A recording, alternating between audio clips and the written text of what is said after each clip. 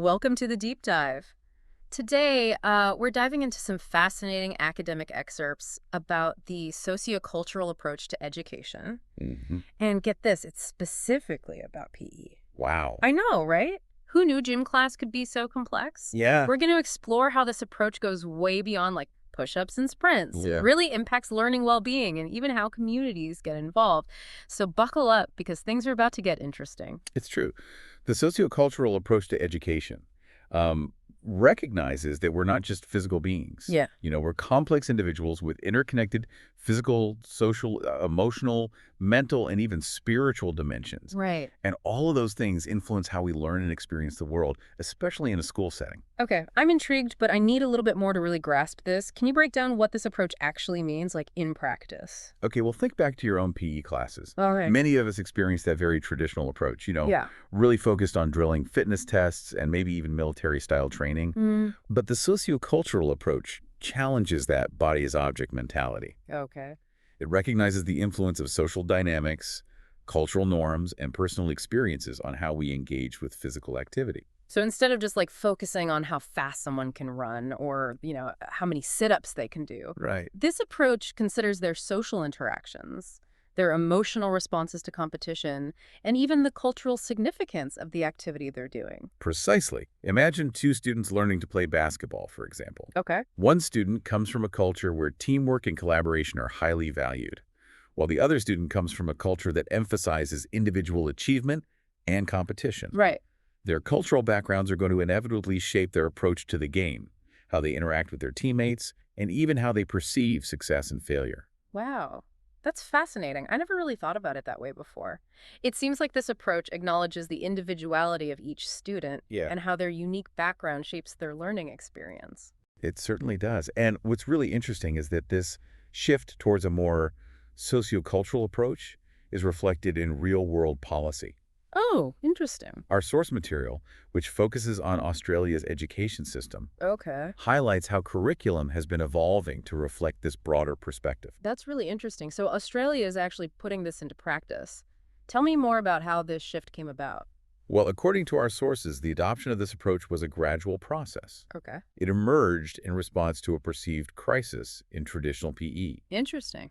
There was this growing recognition that the old model, with its emphasis on physical performance and standardized tests, wasn't serving all students well. Yeah, I can see why a narrow focus on physical prowess might not be engaging or motivating for everyone. Right. In fact, it could even be alienating for students who don't fit that traditional athletic mold. Exactly. And that narrow approach can also perpetuate harmful stereotypes. Oh.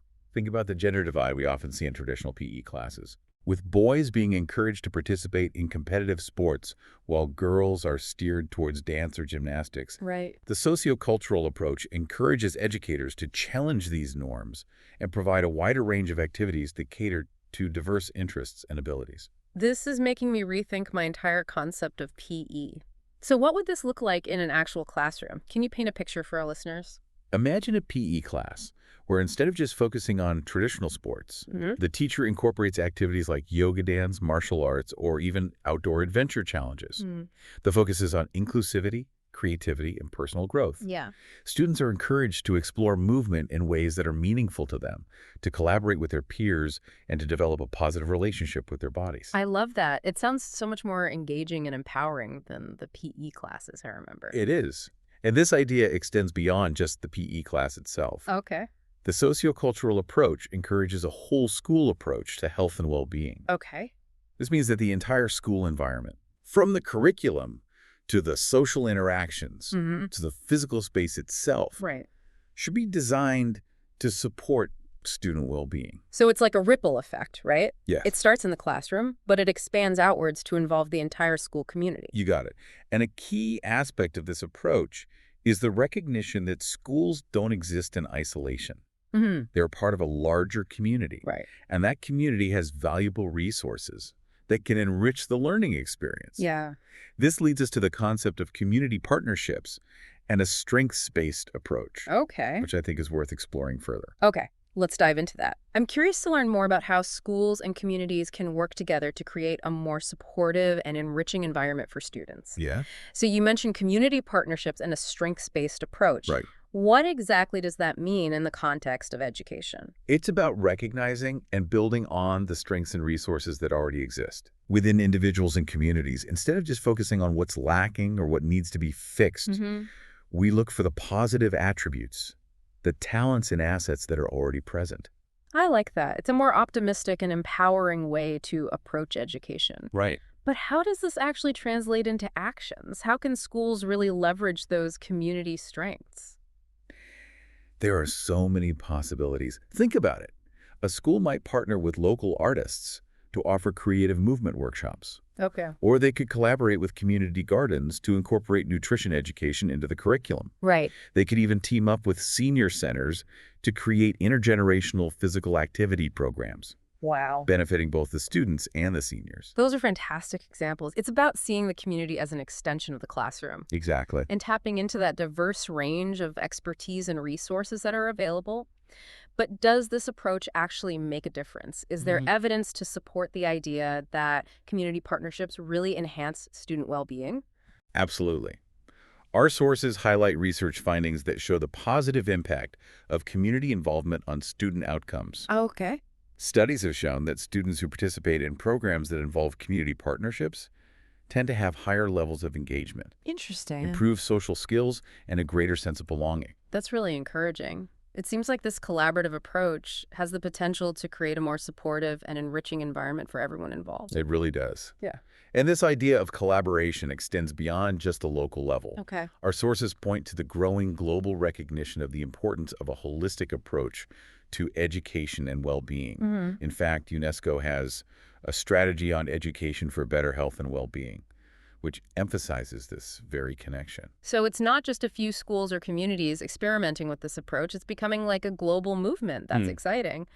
But how does this global perspective translate into action? Right. Are there specific models or frameworks that guide this whole school community-based approach? There are actually one prominent example is the Health Promoting Schools model, developed by the World Health Organization. Right. It provides a framework for schools to create environments that support the health and well-being of the entire school community. Okay, I'm curious.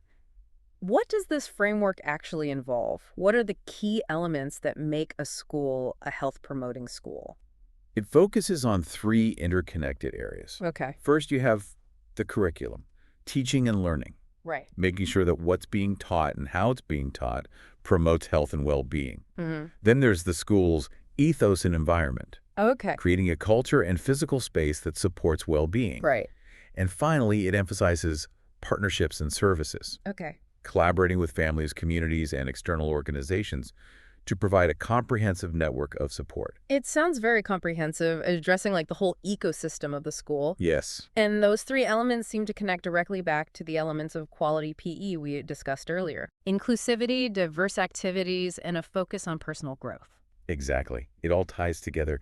It's about recognizing that interconnectedness of things. Right. And creating a web of support that empowers students to thrive in all aspects of their lives. This is really making me rethink how we approach education.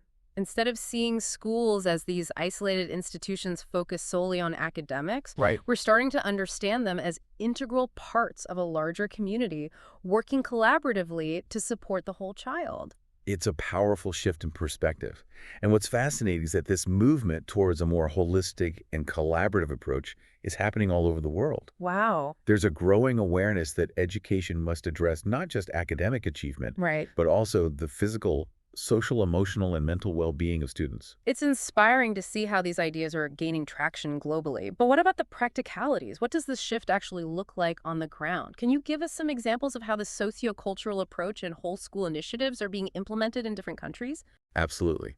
One example that comes to mind is the Active Schools program in Scotland. Scotland. That's interesting. It's a national initiative that aims to create a culture of physical activity and sport in schools and communities. Okay. So how does it work?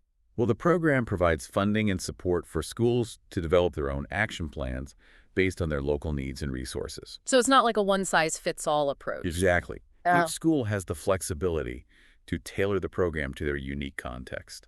That makes sense. I'm guessing they incorporate elements of the socio-cultural approach we've been discussing? Absolutely. They emphasize inclusivity, student voice, and community partnerships. Can you give us like an example of what that looks like in practice? Sure, one school might partner with a local dance studio to offer after-school classes, Okay. while another might create a walking or biking club that encourages students and their families to get active together. I love that. It's about finding creative ways to integrate physical activity into the fabric of the school and community. Precisely. Hmm. And the results have been really positive. Oh, how so? Studies have shown that the Active Schools program has led to increased levels of physical activity among students, as well as improved attitudes towards exercise and overall well-being. That's fantastic. It's proof that this holistic, community-based approach can make a real difference. And it's not just happening in Scotland. There are similar initiatives popping up all over the world. That's so encouraging to hear. It seems like there's a growing global momentum towards this more inclusive and comprehensive approach to education. There is. And it's not just limited to PE and health. Right. This same philosophy can be applied to any subject or learning environment. That's an interesting thought. How so? Think about it. The principles we've been discussing, like collaboration, community engagement, a strengths-based approach, they can really enhance learning in any field. So even in subjects like math or science? Absolutely. Imagine a math class that partners with a local business to give students real-world problem-solving experience. Or a science class that collaborates with a community environmental group to conduct research on a local issue. Those are great examples. It's about breaking down the walls of the classroom and connecting learning to the real world. And by doing so, we create more engaging and meaningful learning experiences for students. This has been such an eye-opening deep dive. Yeah. You've really given us a lot to think about. It's been a pleasure exploring these ideas with you. I hope it sparks some inspiration. It definitely has. As we wrap up this deep dive into the socio-cultural approach, I want to leave our listeners with a challenge. Yeah. What can you do in your own community to promote this more holistic and inclusive vision of education? Remember, it doesn't have to be a grand gesture. Right. Even small actions can make a difference. Maybe you can volunteer at your local school or encourage your workplace to adopt a more strengths-based approach. Or simply start a conversation with your friends and family about the importance of well-being in all aspects of life. Every little bit counts. Together, we can create a world where everyone feels valued, supported, and empowered to reach their full potential. It's been a pleasure diving deep with you today. Until next time, keep exploring and keep learning. And remember the power of connection. It's what makes us human.